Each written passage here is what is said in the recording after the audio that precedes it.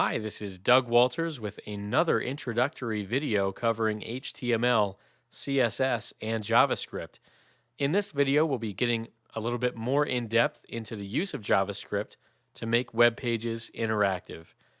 If you've been following along in our previous videos, you'll know that we're using the Mozilla Thimble editor, and we have an HTML file, a CSS external style sheet file, and then an external JavaScript file that we're using here, and a very basic website, again, that is responsive.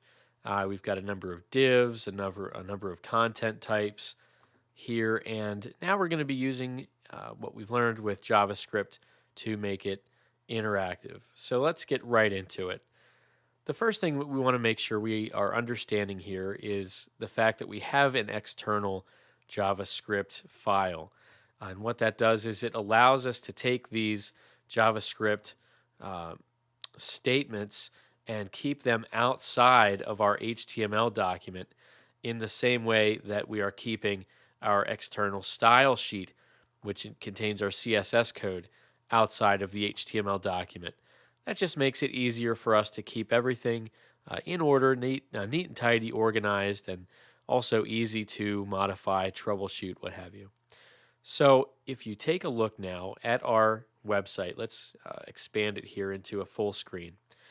We've got still the menu, we've got our divs here, but now you'll notice that I have added some buttons, and these buttons are running, it's HTML buttons, but they're calling JavaScript statements in that external JavaScript file. So again, these buttons here that we're looking at, that's the HTML5 button attribute or button element, and it is going out to that external JavaScript file.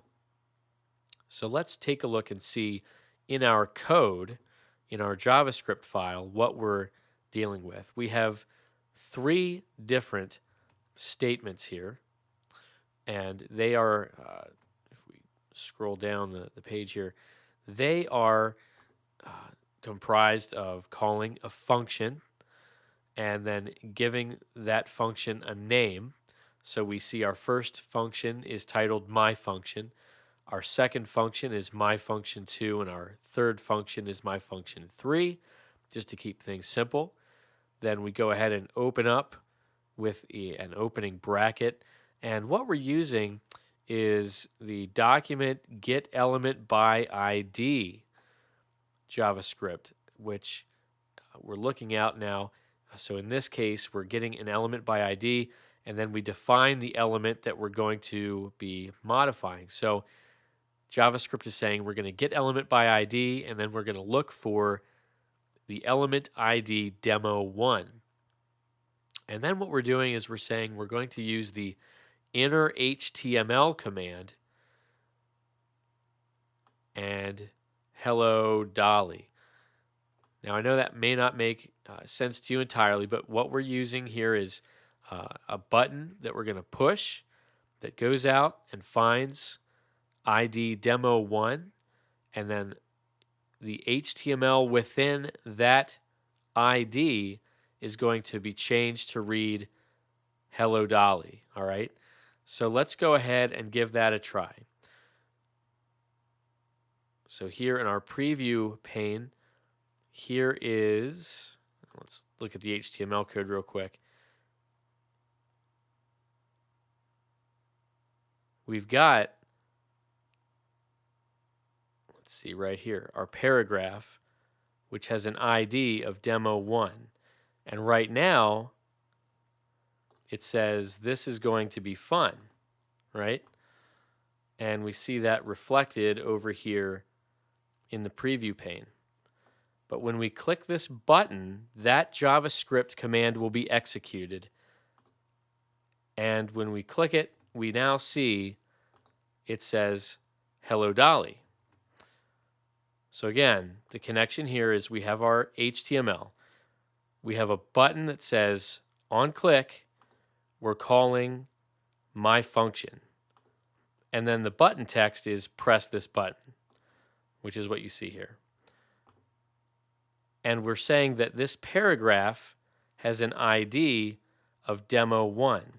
So we know that when we use this JavaScript command, it's going to go out and find that paragraph, which has an ID of demo1, and it's going to change the text within that element to Hello Dolly. And that's exactly what it did.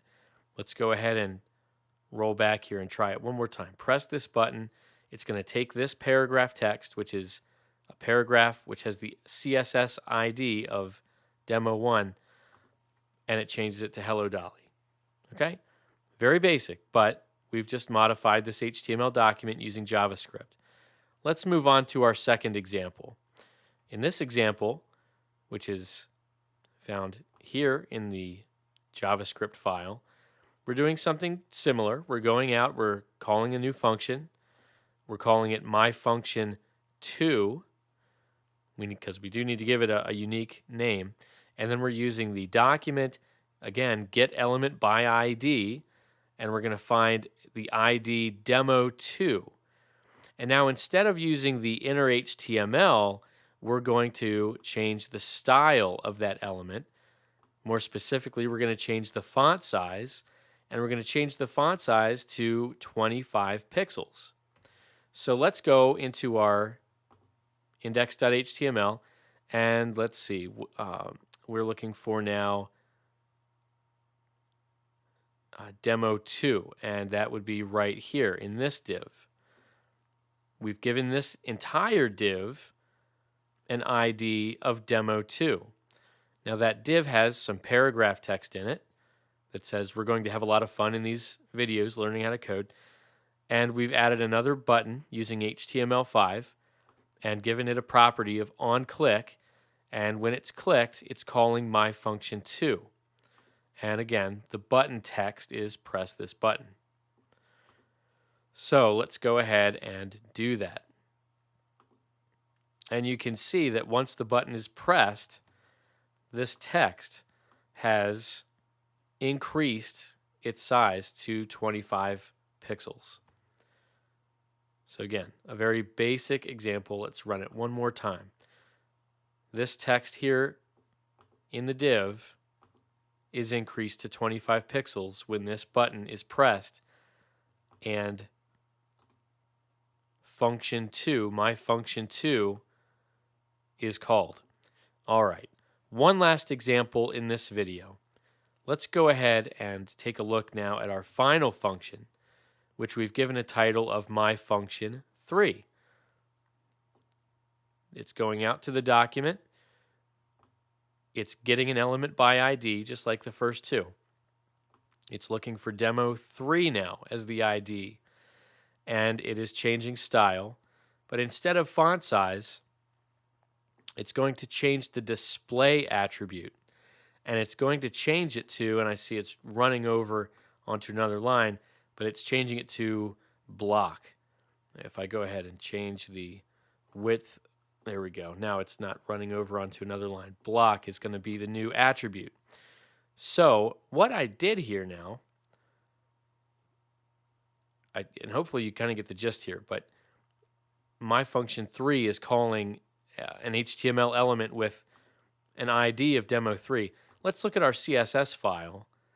And if we scroll all the way to the bottom, we see that anything with the ID of demo3 is currently set to display none. It's hidden.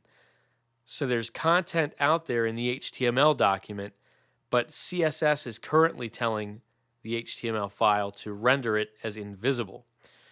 So let's go back out to index.html, and let's scroll down to what we are using the ID of demo3 for, which, as you can see, is an image file.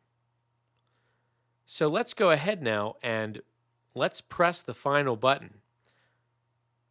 We'll press the button, and now an image has appeared. Let's try that one more time here in full screen view so you can get the effect. We're pressing a button, and a div that was once invisible is now visible. It's not magic. It's just the power of JavaScript combined with HTML and CSS. If we look back at our JavaScript file, you'll see that we have changed the attribute of that demo3 to block instead of none. And that is how we can make an invisible element visible just by the press of a button. So those are three very basic examples of using JavaScript to power and make an HTML and CSS document more interactive. We'll get further into this in future videos. Hope to see you there. See you next time.